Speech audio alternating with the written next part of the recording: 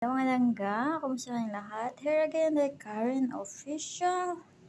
So, pumunta kami doon sa mga langga, doon sa shabu-shabu. Yung parang kung ano tawag doon, turo-turo pala yung shabu-shabu. Ito pala, at saka nakalimutan ko dalhin yung ponyo kanina. So, at saka kuha lang ako ng kuha, but I didn't realize na hindi ko pala to mauubos. Okay, so ito lang, gusto ko lang pakita sa inyo yung shabu-shabu mga langga. Fresh yung kinuha ko doon kanina mga langga. Tapos, niluto nila or hinaf cook ba, ewan. Nilagyan pa ng mainit na sabaw, ganun. Tapos, kinuha ko yung mushroom.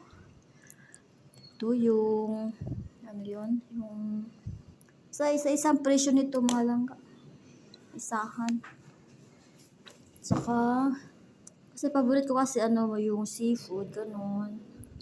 Ito, as you can see, like that.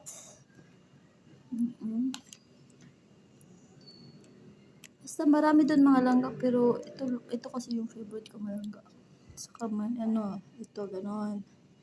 Pero siya, yung sa crab, pero parang na siya mga langga. Yung form na siya ba, parang fishbowl, ganun.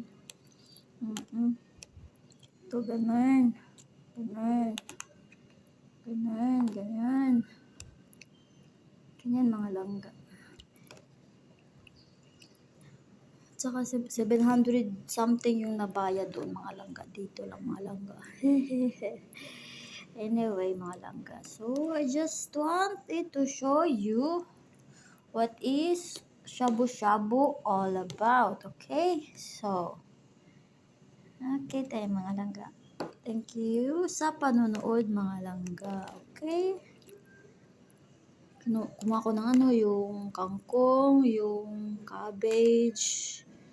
Yun lang mga langga. Yun lang. Saka yung, yung green na, ganyan. Pero sila na nag-cut mga langga. Fresh ko yung kinuha. Okay?